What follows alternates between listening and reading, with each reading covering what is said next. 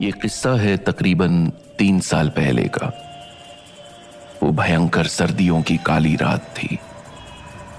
दिल्ली जैसे शहर में सर्दियों की रातें अकेले नहीं आती। वो साथ लाती हैं बर्फीली हवाएं, घना कोहरा, और कभी कभी कुछ ऐसी अनहोनी हो जाती है जिसकी हम कल्पना भी नहीं कर सकते। उस दिन मेरी कार सर्विसिंग के लिए गई हुई थी। करीबन शाम 7 बजे मुझे सफदरजंग एन्क्लेव से मयूर विहार जाना था, अपने एक पुराने दोस्त रोहन के घर डिनर करने। ये अच्छा हुआ कि मेरे पड़ोसी ने मुझे लिफ्ट दे दी। रोहन से सालों बाद मिला था। उसकी बहुत ही खूबसूरत वाइफ और 2 साल की क्यूट सी बेटी, उनसे भी फर्स्ट टाइम मिलकर बहुत अच्छा लगा। ड्रिंक और डिनर करते, गप्पे मारते कब 12 बज गए पता ही नहीं चला। बीच बीच में ख्याल आ रहा था, आज मेरे पास कार नहीं है, थोड़ा जल्दी निकल जाना चाहिए। मगर दोस्त से 5 साल बाद मिला था, सो मन नहीं किया। खुद को यही समझाता रहा, किसी न किसी कैब सर्विस से कन्वेयंस अरेंज हो जाएगा, सो जस्ट चिल। फाइनली उसकी प्यारी सी हैप्पी फैमिली को गुड नाइट कहकर मैं नीचे पार्किंग में आ गया और मोबाइल ऐप से कैब बुक करने लगा। 15 मिनट बीत गए। स्ट्रेंजली कोई कैब ही नहीं मिल रही थी। तभी याद आया, ओह, आज तो डेली न्यूज में कैब ड्राइवर्स की स्ट्राइक की खबर थी। ओह शिट, पहले क्यों याद नहीं आया? थोड़ा जल्दी निकल लेता। रोहन को कहूं ड्रॉप करने के लिए? नहीं यार, बहुत देर हो गई है, उसका रूटीन डिस्टर्ब होगा। फाइनली मैंने किस्मत के भरोसे सड़क पर चलना शुरू कर दिया, इस उम्मीद के साथ कि जैसे ऊपर वाले ने आते हुए लिफ्ट अरेंज करवा दी थी, ऐसे ही क्या पता जाते हुए भी कुछ करा दे, कोई लिफ्ट या ऑटो। बाहर इतनी सर्दी थी कि मेरी सांसें भारी हो रही थी। हथेलियां लेदर जैकेट की पॉकेट में भी सुन्न होने लगी थी। बीच बीच में अकड़ी हुई उंगलियों से अलग अलग कैब सर्विसेज, ट्रैवल एजेंट के नंबर डायल कर रहा था। शायद कोई जुगाड़ हो जाए। इससे कोई फायदा तो हुआ नहीं, लेकिन नुकसान जरूर हो गया।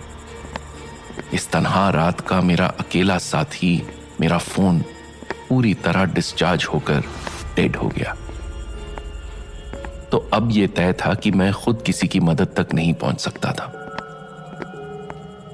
वापस जाने के जरिए की खोज में घंटा भर बीत गया था।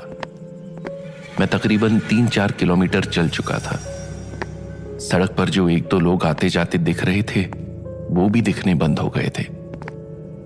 अब मेरी धड़कन ये सोचकर बढ़ती जा रही थी कि आगे सड़क पर मुझे अकेले ही चलना होगा।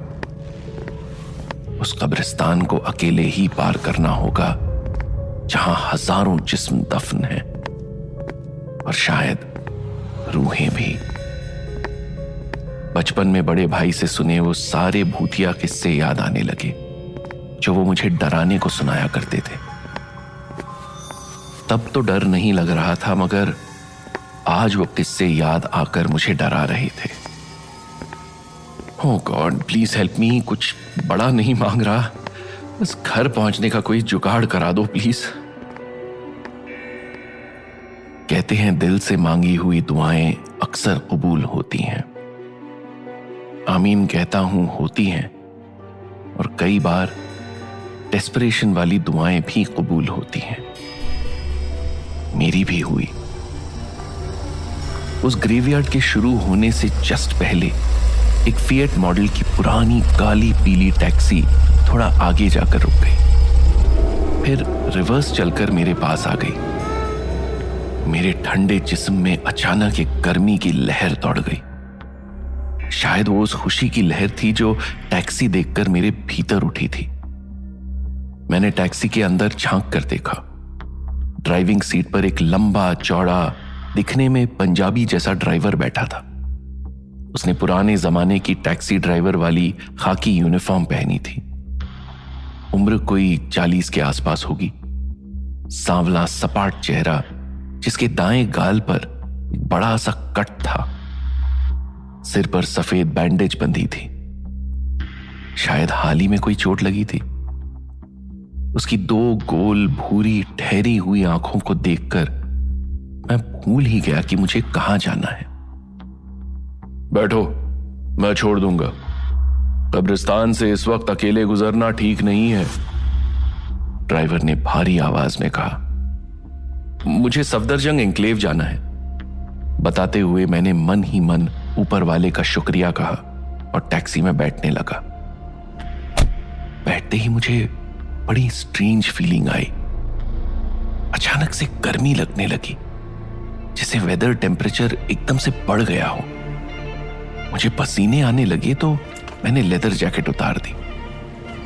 टैक्सी तकरीबन 40 की स्पीड से चलने लगी। मैं उस टैक्सी का गौर से मुआयना करने लगा। वहां हीटिंग सिस्टम जैसा तो कुछ नहीं था। उसकी पुराने जमाने की गद्देदार छोटी सीट थी। सीट के ऊपर एक साइड में लगा छोटा सा पंखा था।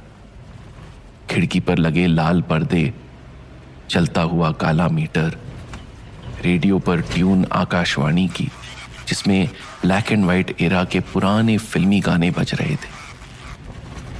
ये सब देख मुझे 80s में बिताए अपने बचपन की याद आ गई।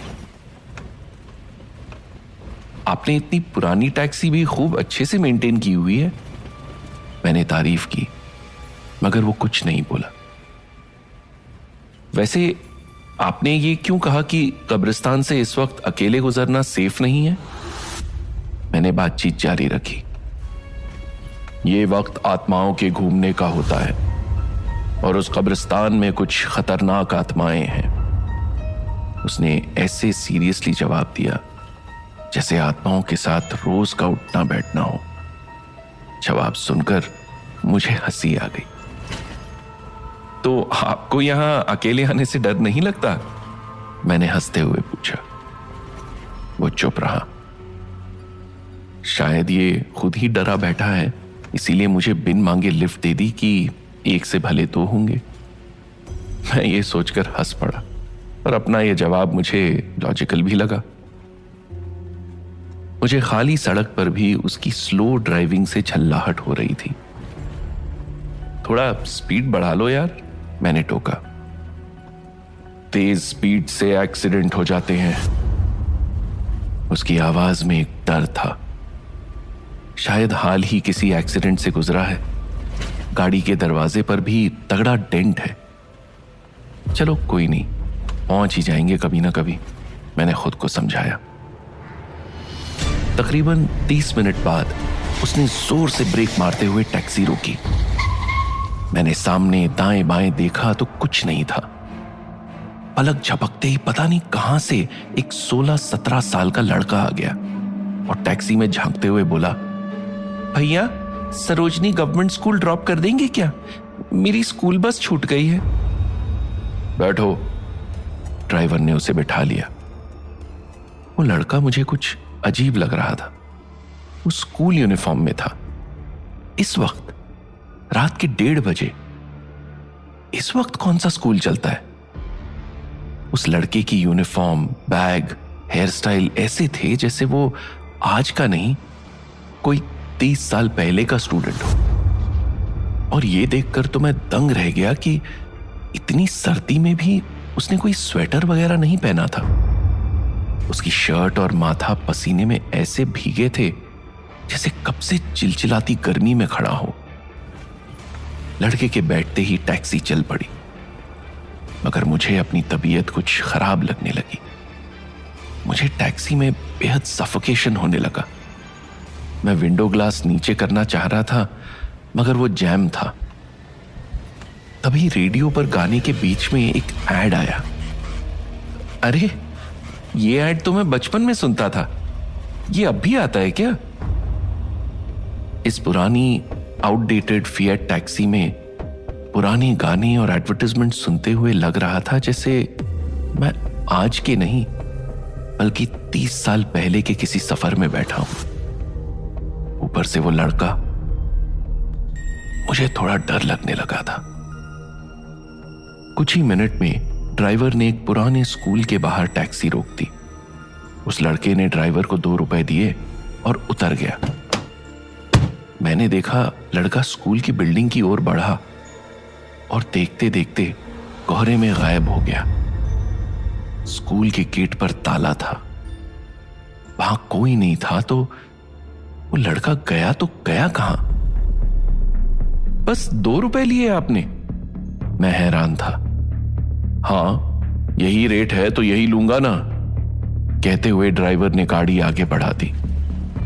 वो सरोजनी नगर के एक पुराने मैदान के सामने फिर से रुका। मुझे याद आया 2 साल पहले तक यहां सरकारी अपार्टमेंट हुआ करते थे, फिर उन्हें गिरा दिया गया था। तब से यह जगह यूं ही खाली पड़ी है। अंधेरा बहुत गहरा था, दूर दूर तक कोई नजर नहीं आ रहा था। मैं सोच ही रहा था इसने यहां टैक्सी क्यों रोकी। तभी उस अंधेरे को चीरते हुए 2 झुर्रीदार बूढ़े चेहरे टैक्सी की फ्रंट विंडो पर दिखे। वो कोई 80 साल के आसपास का सीनियर सिटीजन कपल था। बेटा, हमें सफदरजंग हॉस्पिटल जाना है, उस बुजुर्ग ने कहा। दोनों दिखने में काफी बीमार लग रहे थे। ड्राइवर ने अंकल को आगे बिठा लिया और उनकी पत्नी पीछे मेरे पास बैठ गई। आंटी अपने पति से कुछ ना कुछ पूछ रही थी। घर का दरवाजा तो ठीक से बंद किया ना? इन सरकारी घरों का कोई भरोसा नहीं। और गैस भी चेक कर ली थी ना? सारी रिपोर्ट लिख ली?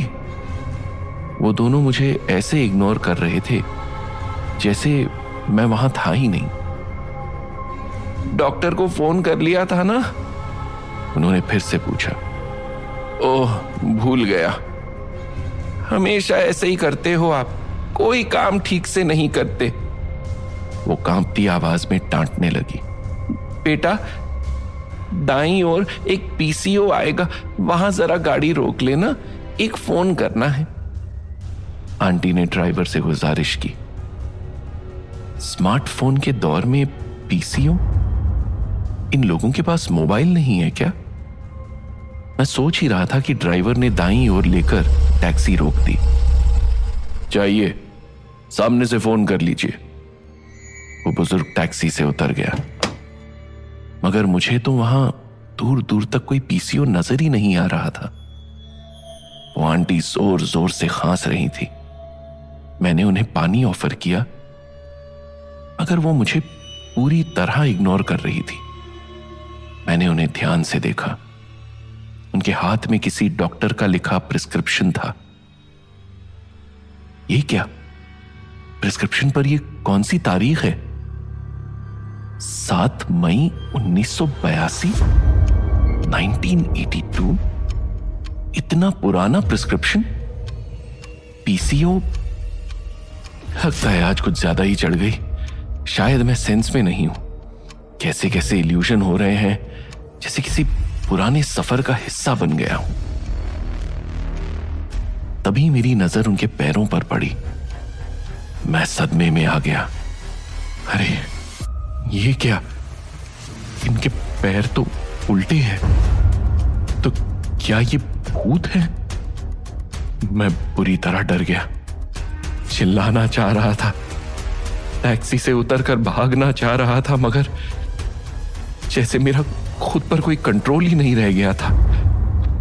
What the hell is going on? मैं हिल क्यों नहीं पा रहा हूं? क्या मुझे स्लीप पैरालिसिस हुआ है? क्या ये कोई सपना चल रहा है जो मैं टैक्सी में बैठा नींद में देख रहा हूं? मैं जितना समझने की कोशिश कर रहा था, उतना उलझता जा रहा था। हालात मेरे काबू में नहीं थे। वो अंकल टैक्सी में आकर वापस बैठ चुके थे और मैं डरा सहमा सब कुछ चुपचाप देख रहा था। कितनी बार कोशिश की ड्राइवर को इशारे से कुछ बताऊं, मगर वो भी अपनी धुन में मस्त था। कुछ ही मिनटों में ड्राइवर ने उन्हें हॉस्पिटल के बाहर ड्रॉप किया, वो भी बस 3 रुपए में। वो धीरे धीरे चलने वाले बूढ़े टैक्सी से उतरते ही कहां गायब हो गए पता नहीं। बस मुझे अब इतना सुकून था कि मेरा घर अब पास ही था। मैं तुम्हें सफदरजंग के टैक्सी स्टैंड छोड़ दूंगा, मैं उससे आगे नहीं जाता, ड्राइवर ने कहा। मुझे भी थोड़ा रिलीफ मिला कि चलो अब मैं इस खौफनाक सफर से बाहर निकलूंगा और आज के बाद उस कब्रिस्तान वाले रास्ते पर कभी नहीं जाऊंगा। कुछ ही मिनट में टैक्सी स्टैंड आ गया। टैक्सी के रुकते ही मेरा शरीर हिलने डुलने के काबिल हुआ। मैंने तेजी से टैक्सी का लॉक खोला और तुरंत बाहर निकल ऐसे भागा जैसे कोई बुरा साया मेरे पीछे पड़ा हो। तभी याद आया, मैंने टैक्सी का भाड़ा तो दिया ही नहीं। मैं तुरंत पीछे मुड़ा तो देखा वहां कोई नहीं था। मैंने आसपास हर जगह नजरें दौड़ा ली मगर दूर दूर तक कोई नहीं था। मैं फिर डर से थर थर कांपने लगा। कहीं वो ड्राइवर भी तो भूत नहीं था। सोचकर मेरी हालत खराब हो गई और मैं तेजी से घर भाग गया। मुझे नहीं पता था ये जो मेरे साथ घटा है ये हकीकत है या कोई सपना। मगर मैं एक पल के लिए भी उस नाइटमेयर को कंटिन्यू रखना नहीं चाहता था। अगले दिन थोड़ी देर से आंख खुली। रात का नशा भी उतर गया था। मैं अपने बिस्तर पर सही सलामत था, फिर भी वो खौफनाक सफर मेरे दिमाग पर हावी था। वो ड्राइवर, टैक्सी, लड़का, सभी के चेहरे मेरी आंखों के आगे सवाल बनके घूम रहे थे, जिनके जवाब ढूंढने मैं सुबह उस टैक्सी स्टैंड पर पहुंच गया जहां रात मुझे उस टैक्सी ने ड्रॉप किया था। हल्की हल्की धूप में ठीक वैसी ही एक काली पीली टैक्सी उसी जगह खड़ी थी, धूल और जालों में लिपटी। उसके चारों टायर पिचके हुए थे। यकीन नहीं हो रहा था कि रात इसी ने मुझे ड्रॉप किया था। इसीलिए मैंने विंडो ग्लास से धूल हटाकर अंदर झांकने की कोशिश की। डैशबोर्ड पर लगा साईं बाबा का स्टैचू, राइट बैक डोर पर गहरा डेंट, पीछे शीशे पर एक पुरानी पिक्चर, सत्ते पे सत्ता का बड़ा सा स्टिकर। और ये क्या, बैक सीट पर मेरी लेदर जैकेट भी पड़ी थी जिसे मैं घबराहट में टैक्सी में ही छोड़ आया था। डेफिनेटली ये वही टैक्सी थी, मगर हाउ वाज दिस पॉसिबल? बहुत पूछताछ करने पर पता चला कि ये सालों से यहां ऐसे ही खड़ी है। इसके बारे में सिर्फ इस टैक्सी स्टैंड का मालिक ही कुछ बता सकता है। फाइनली मैं टैक्सी स्टैंड के मालिक से मिला। वो 80 साल के एक सरदार जी थे जो थोड़ा झुक कर चल रहे थे। वो बोले, ये टैक्सी 30 साल पहले मंगल सिंह नाम का आदमी चलाया करता था, मगर एक एक्सीडेंट में उसकी मौत हो गई थी, तब से यहीं खड़ी है। वैसे तुम इतनी पूछताछ क्यों कर रहे हो? क्योंकि इस टैक्सी ने रात मुझे यहां ड्रॉप किया था।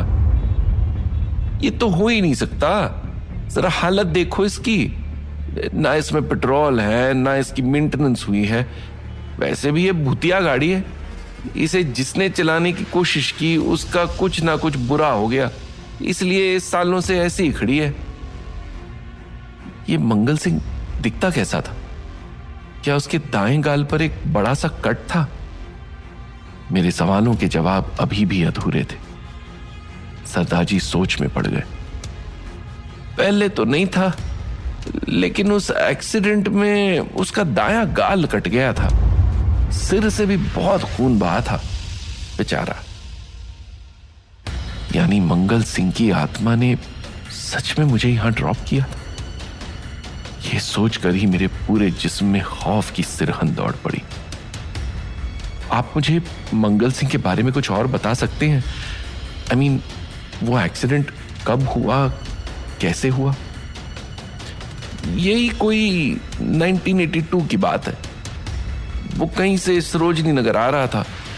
टैक्सी में एक स्कूली लड़का और एक बुड्ढा बुड्ढी भी बैठे थे, मगर रास्ते में टैक्सी एक ट्रक से टकरा गई। तीनों सवारियां ऑन द स्पॉट मर गई, मगर मंगल सिंह में थोड़ी सांसें बची रही। मैं उसे अस्पताल मिलने गया था तो मरते हुए बस यही कह रहा था, आज उस लड़के का इम्तिहान था, उस दोनों बुजुर्गों को अस्पताल जाना था। काश ये एक्सीडेंट उन्हें ड्रॉप करने के बाद हुआ होता, और इसी दुख के साथ वो भी चला गया। सरदार जी बोल रहे थे और मैं सोच रहा था, इसीलिए रात को मंगल सिंह उन्हें ड्रॉप कर अपनी अधूरी इच्छा पूरी करता है। मैं तो यूं ही उसके आखिरी सफर का हिस्सा बन गया। मन में ढेरों उलझने लिए मैं वापस घर की ओर लौट रहा था। तभी मुझे अपने पीछे तेज चलती सांसें महसूस हुई। लगा जैसे किसी ने बाएं कंधे पर भारी हाथ रखा हो। कानों में फुसफुसाहट सुनाई दी। तो आज रात भी सफदरजंग एन्क्लेव ही छोड़ू ना।